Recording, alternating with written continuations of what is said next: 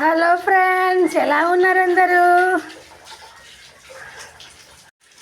ఇగో ఇంటి ముందు ఇక్కడ కొంచెం ఇట్లా పట్టీ లేపించి డిజైను చుట్టూ మధ్యలో ఒక ఫ్లవర్ వేయించనమాట, కొంచెం బాగుంటుందని